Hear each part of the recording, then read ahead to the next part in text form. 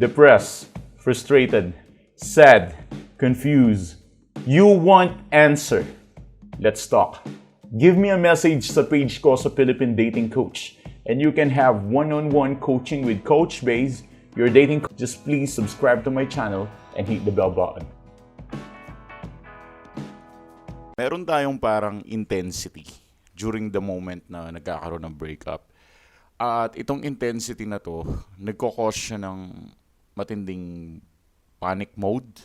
At kapag nag-panic mode na, mag-i-start na siya mag-run over your mind and then magkakaroon na siya ng anxiety.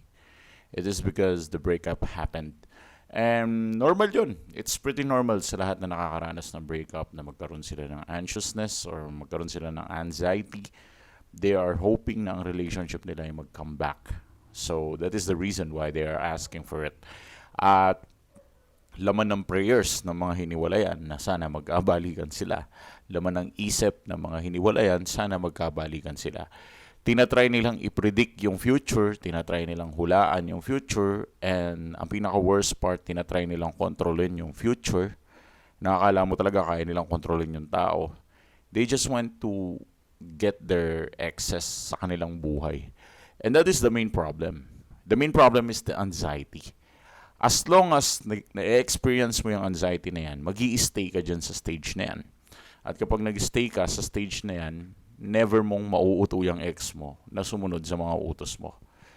Sa halip, kabaligtaran na mangyayari, ikaw ang mapapasunod sa utos ng ex mo. Imbis na siya yung susunod sa'yo, ikaw ang susunod sa utos niya. And that's actually happening a lot of times. So, ano ba ang reason kung paano kanya napapasunod? The reason is because of the anxiety. Anxiety ang pinaka-cause ng lahat. Yan yung nagbibigay ng cause and effect sa relationship. So, what I can advise sa iyo is just don't suffer that thing, okay? Don't nagsasuffer ka na sa anxiety kasi I do believe na hindi ka naman manonood ng mga videos ko kung hindi ka nagsasuffer sa anxiety. Kaya mataas yung tendency na talaga nagsasuffer ka sa anxiety ngayon. And I want you to escape that, okay? Tumakas ka dyan sa anxiety na yan at ituturo ko sa iyo ang pinaka-main formula para mautusan mo o mapasunod mo sa utos mo ang ex mo. Ang pinaka-main formula lang naman kasi para mapasunod mo ang ex mo sa utos mo is hindi yung pasusunurin mo siya sa utos mo na para kang commander.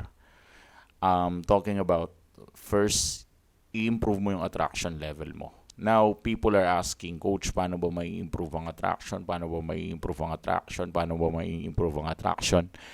And many of them, gusto nila maging attractive, but they don't have what it takes. Kulang sila sa pagpupursige. Alam mo yun, hindi nila kayang mag-no contact rule, hindi nila kayang maging matibay, hindi nila kayang mag-exercise. Yung iba, walang pangarap sa buhay. It's just no pain, no gain. Di ba? It's no pain, no gain game. Ganun to. Kung gusto mo makuha yung mataas na level of attractiveness, you need to work for it. Hindi yung gusto mo lang tapos magkakaroon ka after ilang days lang. No. It takes months kung minsan and it takes years kung paminsan pa. 'Di ba? So taon yung gugugulin at taon ang hahabulin mo para maging attractive ka. Or months. Pero sabihin na natin yung ex mo, naghiwalay kayong dalawa, it requires strong personality to be an attractive person. So kapag naging attractive person ka na, one thing lang nahihilingin ko sa'yo. Magstay ka sa frame na meron ka. When I say frame, yun yung opinion mo, yun yung standard mo, and that's who you are. Doon makikilala yung personality mo. I just want you to change your life, to change your mind, to change your personality into something useful. Di ba?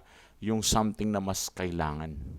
Right? So, binibigyan kita ng idea na kapag naging attractive ka, mas madali mo na lang mamamanipula yung ex mo. Kasi nga attractive ka. Doon mo siya mapapasunod sa mga utos mo. Doon mo siya makokontrol sa mga gusto mo mangyari. Kasi nga, you are so attractive. Pero hindi ka magiging attractive. Maniwala ka sa akin, ipupusta ko lahat ng meron ako, hindi ka magiging attractive kung nagsasuffer ka sa anxiety. Okay? So, first thing na kailangan mong gawin is makatakas, makalayas, at makawala dyan sa anxiety na meron ka. Dahil kapag hindi ka nakatakas o nakawala dyan sa anxiety na hihirapan mo right now, hindi ka magiging attractive. Believe me, I will bet everything, you know. Ang tagal ko na dito sa ganitong industry sa pagtuturo ng dating, relationship, breakup, na maging ayos, maging okay ang lahat. Pero isang bagay lang ang nakita ko sa katagalan ng panahon.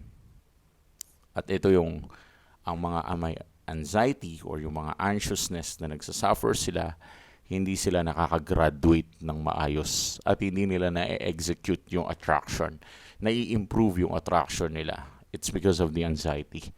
Kasi yun yung nagre-reflect sa body language nila.